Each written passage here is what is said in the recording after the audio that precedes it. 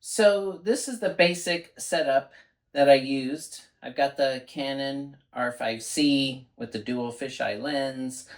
I have this Zoom ambisonic recorder, and I've got the DJI, whatever this is, RS4 Mini gimbal. So what's nice about this, you turn on the camera, turn on the gimbal,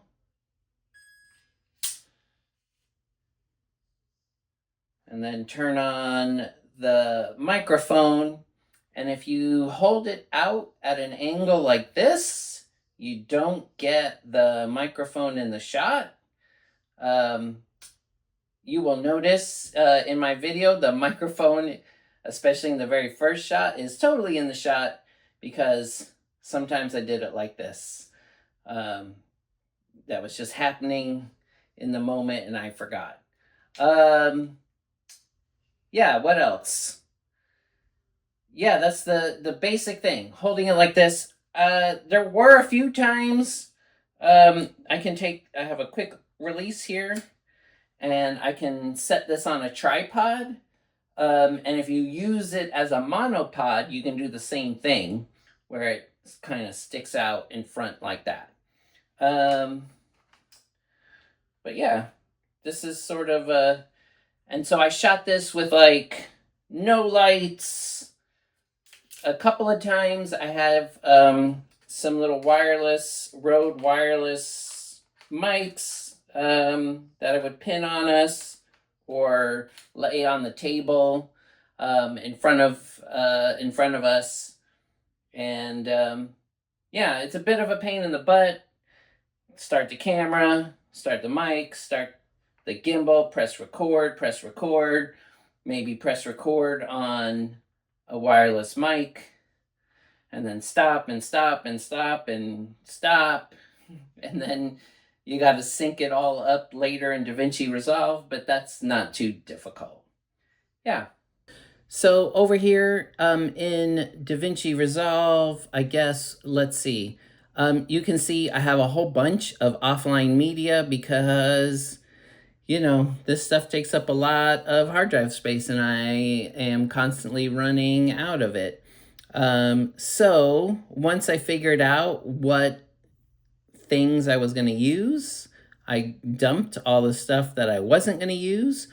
These things are in the timeline.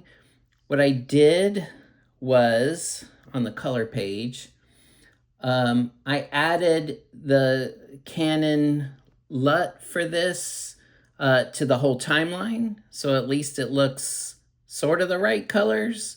And then that's all I did, so that this will all play back in real time.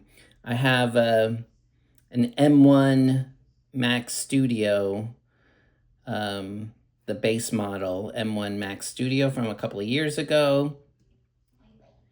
And so this will play back in real time. But once you do color grading, and especially if you do any noise reduction, absolutely no way. It won't even really play back maybe 1 frame per second or something. Well, so color is one thing that'll play back. Yeah, you'll see up here it's whatever 49, 50 frames per second, not the 60 frames. But when you do noise reduction, then forget it. It takes a few seconds per frame, so yeah, it plays back like that. Anyway, yeah, so I did lots of exporting little sections to see how they worked, how it felt, and played them back in Apple Vision Pro. And once I got all that done, then I went through, did all the color and noise reduction, and exported this thing. I didn't use any external tools. I just used everything in DaVinci Resolve. This is 4 minutes, 51 seconds. I think it took 3 hours. What did it take? 3 hours and 17 minutes to export it to ProRes. And then it probably took another 3 hours to export all different versions for the web and for the Vision Pro and stuff.